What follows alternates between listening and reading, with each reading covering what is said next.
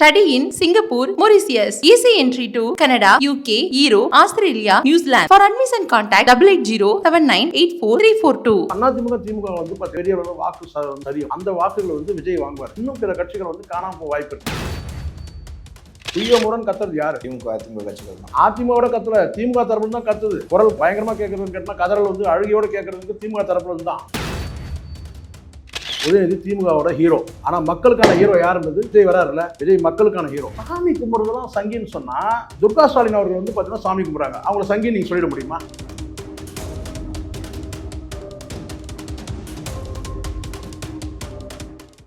ரகரம் நேயர்களுக்கு வணக்கம். இன்று நம்முடன் இணைந்திருக்கும் சிறப்பு விருந்தினர் பத்திரிகையாளர் சேகுவார் அவர்கள்.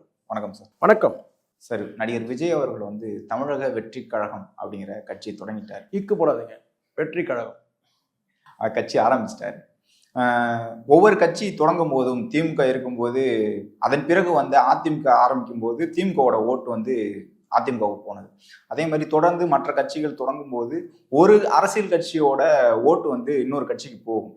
நடிகர் விஜயோட அரசியல் ஓட் பேங்க்னு சொல்லக்கூடிய அந்த அரசியல் வரும்போது அவங்களோட ஓட்டர்ஸ் யாரு, இவர் எந்த கட்சியோட ஓட்டை பிரிக்க போறாரு? இப்போ நீங்க இந்த ஒரு கேள்வி கேட்டதுலாம் சொல்றேன். இங்கே மொத்தமே 100% தான் வச்சுக்கோங்களேன். இந்த 100% எல்லாரும் பிரிச்சுக்கிறாங்க. இப்போ நான் கேட்குறேன் வந்து ஒரு 20 வருஷத்துக்கு முன்னாடி கம்யூனிஸ்டுகள் எத்தனை பர்சன்டேஜ் ஓட்டு வாங்கியிருந்தாங்க? 20 வருஷத்துக்கு முன்னாடி காங்கிரஸ் எவ்வளோ ஓட்டு வாங்கிருந்துச்சு? காங்கிரஸ் ஆட்சியிலே இருந்துச்சு. 20 வருஷத்துக்கு முன்னாடி வந்து பார்த்தீங்கன்னா அந்த வாக்கு சதவீதம்ன்றது வந்து பார்த்தீங்கன்னா வந்து ஒவ்வொரு கட்சிகள் ஒரு குறிப்பிட்ட சதவீதம் வச்சுருந்தாங்க இல்லையா? திமுக வந்து 20%, 25% கூட வச்சுப்போமே, 25 அப்படியே மெயின்டைன் பண்ணுறாங்க. அதிமுக 30 மெயின்டைன் பண்ணுறாங்கன்னு வச்சுக்கலாம். மற்ற கட்சிகள் எல்லாம் வந்து பார்த்தீங்கன்னா காங்கிரஸ், கம்யூனிஸ்ட், இன்னும் பல கட்சிகள், அந்த கட்சிகள்லாம் வந்து காணாமல் போனதுன்னா, இன்னும் சொல்லப்போனால் நம்ம ஜனதாதளம் கூட ஒரு கட்சி கூட இருந்துச்சு. இதெல்லாம் போன பிறகு கேட்டா வாக்கு வெவ்வேறு கட்சிகள் உருவாகுது. கடந்த 25 வருஷத்துல விசிகா, பாட்டாளி மக்கள் கட்சி, இதெல்லாம் 25 வருஷத்துல உருவான கட்சிகள். தேமுதிக, அதெல்லாம் வந்து பார்த்தீங்கன்னா ஒரு 15-20 வருஷத்துக்குள்ள உருவான கட்சிகள். இப்படி வரும் கேட்டால் இவங்களுக்குலாம் எங்கேருந்து தனியாக வந்து ஆகாயத்துல வந்துச்சு பர்சன்டேஜ், அங்கேருந்து கரைஞ்சி வர்றது இங்கே. சரிங்களா? இப்போ நான் கேட்குறேன் வந்து நாம் தமிழருக்கு வந்து 8% இருக்குன்னு வச்சுக்கோங்க. அந்த 8% எங்கேருந்து வந்துச்சு? கம்யூனிஸ்டுகள் வந்து இவங்க இவங்களை நம்பி இனிமேல் கரை சேர முடியாது. இவங்க வந்து பார்த்தீங்கன்னா வந்து ஃபுல்லாகவே வந்து திராவிட கட்சிகளுக்கு அடிமையாக இருக்கிறாங்க. இனிமேல் கம்யூனிஸ்டுகளோட நம்ம பயணிக்க முடியாது. ஒரே ஒரு நல்ல கண் ஐயா வச்சுட்டு சங்கர ஐயா வச்சுட்டு நம்ம பயணிக்க முடியாது சொல்லிட்டு கம்யூனிஸ்டுகள் வந்து அங்கேருந்து வந்து பார்த்தீங்கன்னா அந்த வாக்குகள் அந்த நிர்வாகிகள் எல்லாம் கலந்து வந்து அதை கரைஞ்சி வந்து இந்த கட்சியில் வந்து சேர்றாங்க. அதே மாதிரி தான் ஒவ்வொரு கட்சியும் உதாரணமாக சொல்ல முடியும். அப்போ புதுசாக வந்து பார்த்தீங்கன்னா ஒரு ஆகாயத்து வந்து ஒரு பர்சன்டேஜ் வந்து ஓட்டு கொட்ட போகிறதில்ல. நம்பிக்கை இழக்கும் போது அந்த வாக்குகள் வந்து அந்த மற்ற கட்சிகள் சரியுது. இப்போ அதிமுக அழியிற கண்டிஷனில் இருக்குது, கரையிற கண்டிஷனில் இருக்குது. அப்போ திமுக வந்து பார்த்தீங்கன்னா வலிமையாக இருக்கிற மாதிரி தெரியுது. ஆனால் விஜய் வந்தாருன்னா விஜய் மீது நம்பிக்கை வைத்து அதில் அந்த கட்சியில் வந்து சரியலாம். ஸோ அதிமுக திமுக வந்து பார்த்தீங்கன்னா வந்து பெரிய அளவு வாக்கு வந்து சதவீதம் அது வந்து சரியும். அந்த வாக்குகளை வந்து விஜய் வாங்குவார். இன்னும் பிற கட்சிகள் வந்து காணாமல் போக வாய்ப்பு இருக்குது. விஜய் அரசியலுக்கு பிறகு சில சிறிய கட்சிகள் காணாமல் போகிறதுக்கு வாய்ப்பு இருக்குது. அப்போ இதெல்லாம் சேர்ந்து தான் வந்து பார்த்தீங்கன்னா திமுக பெரிய அளவில் ஒரு டேமேஜ் ஆகும். ஆனால் அதனால தான் கதறல். இப்போ நீங்கள் நல்லா புரிஞ்சுங்க, விஜய் அரசியல் வந்து பேர் அறிவிச்ச உடனே கதறல் யாருக்கு அதிகமாக இருக்குது? மனசாட்சியோடு பேசணும். இந்த ஊடகம் பார்க்குறவங்க எல்லாரும் வந்து முட்டாள்ன்ற எண்ணத்தில் நான் பேசுகிறவங்க கிடையாது. மிகப்பெரிய அறிவாளிகள், என்னை விட 10 மடங்கு அறிவாளிகள்ன்ற அந்த அடிப்படையில் தான் நான் பேசுகிறேன். அப்போ தான் நான் கரெக்டாக பேச முடியும், நேர்மையாக பேச முடியும், நியாயமாக பேசணும், பேசிட்டு போய் நிம்மதியாக தூங்கவும் முடியும். நான் கேட்கறது ஒன்று கேட்டால் கதறல் எந்த பக்கம் வருது? விஜய் பேரை அறிவித்த உடனே முரண் கத்துறது யாரு? திமுக அதிமுக கட்சிகள் தான். அதிமுக கத்துல திமுக தரப்புல தான் கத்துது. குரல் பயங்கரமா கேட்கறதுன்னு கேட்டா கதறல் வந்து அழுகையோட கேட்கறதுக்கு திமுக தரப்புல இருந்து தான். சங்கவி வரைக்கும் போயிட்டான். இந்த யூடியூப் ப்ரொட்டஸ்ட் ஒன்று பண்றாங்க, பேசுறாங்கல்ல 2 பேர் 2 சங்கவி கதையெல்லாம் போயிட்டாங்க. இந்த பிரச்சனைல அங்க இருந்தவன், அந்த பிரச்சனை இருக்கும்போது அவர் எங்க இருந்தாரு, இந்த பிரச்சனை இருக்கும்போது எங்க இருந்தாரு. அன்னைக்கு சங்கவியோட வந்து படத்துல டூயட் பாடியிருந்தாரு. காலகாலமா இதுதான்டா பேசிட்டு இருக்கீங்க நீங்க. திராவிட முன்னேற்ற கழகத்தை நேரடியாகவே சொல்றேன். உங்களுக்கெல்லாம் பெண்களை வச்சுதான் நம்ம கேவலப்படுத்தி பெண்களை மையப்படுத்தி தானே நீங்க வந்து அரசியல் பண்றீங்க. சங்கவி கிட்ட போயிட்டான். நாங்க நோண்டலாமா? தாத்தா காலத்துலேருந்து கொள்ளு பேர வரைக்கும் நோண்டுவோம். தப்பு இல்லையா தம்பி? கருத்தியல் அரசியல் பேசுங்கடா. ஊடகத்துல இருந்து பேசுங்க. சமூக ஊடக புரட்சி நடக்குது. இப்போ சோசியல் மீடியா புரட்சி நடக்குது. அந்த புரட்சிக்கு ஏற்ற மாதிரி உங்களுடைய பேச்சுக்கள் நாகரிகமா இருக்கட்டும். இப்போ உதயநிதியா விஜயான்னு வரும்போது திமுகவோட ஓட்டுகள் கூட நான் சொல்றேங்க, உதயநிதி திமுகவோட ஹீரோ நானே சொல்றேன். ஆனா மக்களுக்கான ஹீரோ யாருன்றது தெரிஞ்சிடும். விஜய் வராருல்ல, விஜய் மக்களுக்கான ஹீரோ, மக்கள் ஹீரோ. அவர் திமுகவோட ஹீரோவா இருப்பார். உதய், எந்த விதமான டவுட்டும் கிடையாது. சரிங்க சார். இப்போ திமுக அதிமுக ஓட்டு வங்கிகள் வந்து விஜய் வாங்க போறாருன்னா, இப்போ தேசிய கட்சியில இருக்கக்கூடிய காங்கிரஸா இருக்கட்டும் பிஜேபியா இருக்கட்டும் அங்க போடக்கூடிய ஓட்டுகள் வந்து விஜய்க்கு வருமா? அதுக்கு என்ன செய்ய போறாரு விஜய்? நான் தான் திரும்ப சொல்றேனே, ஒரு சின்ன ஒரு விஷயம் சொல்றேன். விஜய் கட்சி பேரை அறிவிச்ச உடனே முதல் அங்க ஷேக் ஆனது என்னன்னு கேட்டா திமுக தரப்பு தான் ஷேக் ஆயிருக்காங்க. காரணம் என்ன, அவங்க பெருவாரியா வந்து இளைஞர்கள் வந்து ஒரு பக்கம் வந்து நாம் தமிழர் சீமான் கிட்ட போயிட்டு இருக்கிறாங்களே, இளைஞர்கள் நம்ம கிட்ட இல்லையே. ஒரு பக்கம் பட்டியலின வகுப்புல இருக்க இளைஞர்கள் எல்லாம் வந்து பார்த்தா திருமாவளவன் பக்கம் இருக்காங்க. இப்ப இவங்களுக்கான இளைஞர்களே இல்லை. அடுத்த இந்த 2K கிட்ஸ் வராங்கல்ல, அடுத்த வாக்காளர்கள் அவங்களுடைய வாக்குகள் வந்து பார்த்தீங்கன்னா வந்து திமுகவுக்கு இல்லைன்ற சூழ்நிலை வருது. இப்போ இன்னும் வந்து பார்த்தீங்கன்னா விஜய் வந்துட்டாருன்னா மொத்தமாக காலி, மொத்தமே அவுட்டு. இது உண்மை. அதை வந்து கதறல் வந்து திமுக தரப்புல அதிகமாக இருக்கு. இப்போ நான் சொல்ல கேட்டேன், சரி அதுக்காக அப்படி சொல்றதுனால ஒரு திமுக பக்கம் தான் டேமேஜ் ஆகுதுன்னு கிடையாது. அதிமுகவும் டேமேஜ் ஆகும், அதிமுகவும் டேமேஜ் ஆகும். இப்போ நேற்று வரைக்கும் வந்து கூட்டணி இல்லைன்னு சொல்லிட்டு இருந்தாங்க. நானும் பல தடவை சொல்லிட்டே இருந்தேன், கள்ள உறவு இருக்கு, அதிமுகவும் பாஜகவும் கள்ள உறவு இருக்குன்னு சொன்னா இல்லைன்னாங்க.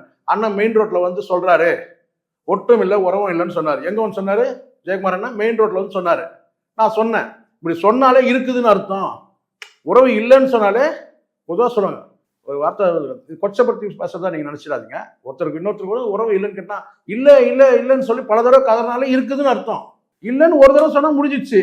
ஆனா இவங்க கூட்டணி இல்லை. இப்ப பாத்தீங்கன்னா பேச்சுவார்த்தை நடத்திட்டு இருக்காங்க.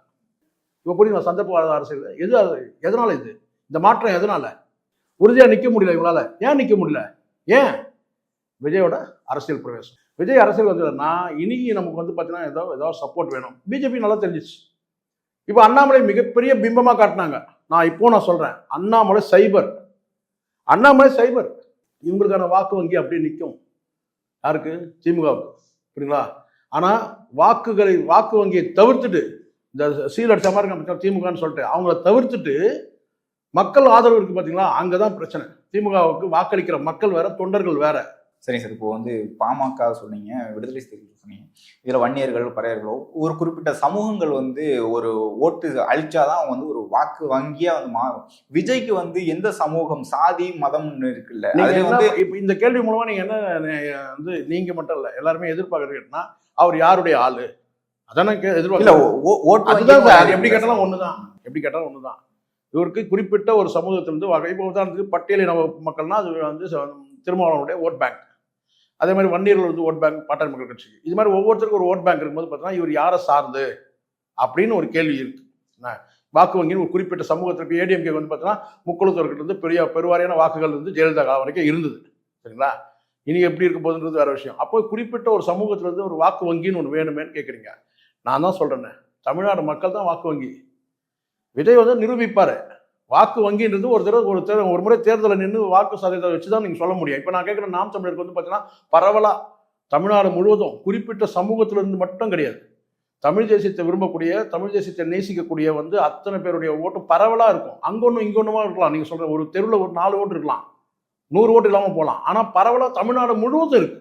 அதே மாதிரிதான் நான் சொல்றேன், விஜய் அவருக்கு வந்து கேட்டால் தமிழ்நாடு முழுவதும் வந்து பார்த்தீங்கன்னா பரவலான வாக்கு வங்கி இருக்குன்ற ஒரு குறிப்பிட்ட. இப்போ நீங்கள் உதாரணத்துக்கு வட மாவட்டங்களை என்னால் போட்டியிட முடியாது அப்படின்னு சில பேர் சொல்லுவாங்க. தென் மாவட்டங்களை தான் குறிப்பிட்ட கட்சி நான் சொல்லனாலும் சொல்லலாம். எனக்கு வந்து இந்த பெல்ட்டில் தான் எனக்கு வந்து டெல்டா பெல்ட்டில் தான் எனக்கு வந்து ஓட்டு இருக்கு, இங்கே ஓட்டு கிடையாது. ஆனால் தமிழ்நாடு முழுவதுக்கான கட்சி, தமிழ்நாடு முழுவதும் கூட வேட்பாளர் நிற்க வைப்பாங்க. அங்கே டெபாசிட்டே வராது ஒரு குறிப்பிட்ட இடத்துல. காரணம் என்னன்னா அங்கே அவங்களுக்கு ஓட்டு கிடையாது, அவங்க கம்யூனிட்டி அங்கே கிடையாது. அப்படி கூட எடுத்துக்கலாம், அவங்க சமூகம் அங்கே கிடையாது. இந்த சைடு வேற எங்க இருந்தாலும் சரி, அது தென் மாவட்டம் சரி, இது பரவலாக வந்து பல கட்சிகளோட குறிப்பிட்ட ஒரு ஏரியாவில் மட்டும் வந்து வச்சிருப்பாங்க. இப்போ கோயம்புத்தூர்ல வந்து ஒரு குறிப்பிட்ட சமூகத்தை சார்ந்த ஒரு கட்சி இருக்கு, அவங்க அங்கே தவிர்த்து வேற எங்கேயும் போய் அவங்களால ஜெயிக்க முடியாது. ஆனால் நாம் தமிழர் வந்து பார்த்தீங்கன்னா அந்த சாயம் கிடையாது, அந்த ஒரு இது அந்த ஏன் பெல்ட் பெல்ட்டுன்றதுலாம் கிடையாது, பெல்ட்லாம் கிடையாது. ஒட்டுமொத்தமாக வந்து சுற்றி இருக்கிற பெல்ட் அதுதான். டோட்டல் தமிழ்நாடு முழுவதும் நாம் தமிழருக்கு இருக்கு. அதே நிலைப்பாட்டில் தான் விஜய் அவர்களுக்கு தமிழ்நாடு முழுவதும் வந்து பார்த்தீங்கன்னா அவருக்கு வந்து வாக்கு இருக்கு. இப்போ காலையில் ஒருத்தர் கேட்டார், மீனவர் மக்கள் மத்தியில் வந்து இல்லை, இன்னும் சொல்ல போனால் ஒடுக்கப்பட்ட மக்கள்கிட்ட வந்து பெருவாரியான வந்து வாக்கு வந்து விஜய்க்கு வரும் அப்படின்னு சொன்னார். நான் அந்த பார்வையிலே பார்க்கவில்லை. இந்த ABC 3 சென்டருமே பண்ணுவார். என்ன சொல்கிறான்னு கேட்டிங்கன்னா, அவர் 2 படத்தில் வந்து முஸ்லீம்களுக்கு வந்து எதிராக வந்து அவர் கதை அமைப்பு இருந்துச்சு அப்படின்னு சொன்னார். அதெல்லாம் கிடையவே கிடையாதுங்க. அப்போ அடுத்து இன்னொரு படம் வருது, வெயிட் பண்ணுங்க, கோர்ட்டில் என்ன வருதுன்னு பார்ப்போம். அப்படி கிடையாது. படம் அவ்வளோதான். படத்தை வச்சுலாம் சொல்லிட முடியாது. இப்போ நிர்வாகிகள் இருக்கிறாங்க, கட்சியோட நிர்வாகிகள் இருக்கிறாங்க, மைனாரிட்டி பீப்புளும் வந்து பார்த்தீங்கன்னா அந்த கட்சியில் ஒரு அங்கம் வகிப்பாங்க. இதெல்லாம் கணக்கு இருக்குல்ல. இன்னும் கொள்கை அறிவிக்கல, இந்த நிர்வாகிகள் ஒட்டுமொத்த நிர்வாகிகள் யாருன்றது தெரியாது. மாநாடு, பிரம்மாண்டமான மாநாடு வந்து அடுத்த கட்டமாக அதுக்கான வேலைகள் நடந்துட்டு இருக்கு. கட்சியை படிப்படியாக வந்து அமைப்பு ரீதியாக ஒவ்வொரு பகுதியிலும் உருவாக்கும் போது மைனாரிட்டி பீப்புள்லாம் இல்லைன்னு சொல்ல முடியுமா? நாகப்பட்டினத்தில் நாகூர்லேயே கட்சி இல்லாமல் போயிட போகுது. நான் கேட்குறேன், இஸ்லாமியர் வாழக்கூடிய பகுதியிலும் அந்த கட்சி இருக்க தான் போகுது, அங்கே நிர்வாகிகள் இருக்க தான் போகிறாங்க. அதனால குறிப்பிட்டு இந்த மாதிரி வந்து எதை தின்னா பித்தம் தெளியுமோன்ற மாதிரி பார்த்தீங்கன்னா வந்து வாய் பிடிச்சதோ மாங்காய் பிடிச்சதோ சொல்லலாம், அந்த மாதிரி பேசிட்டு போகிறான் சில பேர் பைத்தியம் போல. அது கிடையாது. தமிழ்நாடு முழுவதுக்கான கட்சி விஜய்ன்றது வந்து ஒரு சமுதாய கட்சி கிடையாது. சமுதாய கட்சினா ஜாதி கட்சி கிடையாது. ஒட்டுமொத்தமாக வந்து பார்த்தீங்கன்னா எம்ஜிஆருக்கு எப்படி ஒரு ஆதரவு இருந்தோ அதை விட மிகப்பெரிய ஆதரவு இருக்கும் இவருக்கு. ஏதோ நான் போகிற போக்கில் அடிக்கவே இல்லை. விஜயகாந்த் அவர்களுக்கும் அதே ஆதரவு இருந்தது. காலப்போக்கில் வந்து பார்த்தீங்கன்னா அவர் மாற்றப்பட்டார், அவர் மனமாற்றம் அடைந்தார். கூட வந்து திராவிட கட்சியில் கூட்டணி மாற்றி வச்சாரு. அது கடைசியில் வந்து பார்த்தீங்கன்னா உடல்நிலை சரியில்லாமல் போச்சு. அவரை எழுந்து மக்கள் நல கூட்டணின்ற அந்த கூண்டுக்குள்ளே தள்ளிட்டாங்க, முடிஞ்சிருச்சு. ஆனால் விஜய் வந்து அப்படி கிடையாது.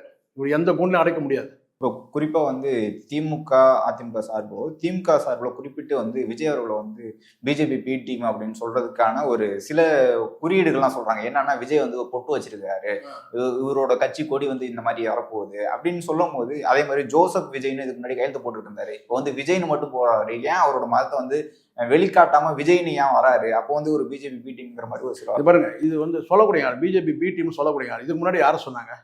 எல்லாருமே சொல்லுங்க. இதுக்கு முன்னாடி சீமான சொன்னாங்க, நாம் தமிழ் சொன்னாங்க.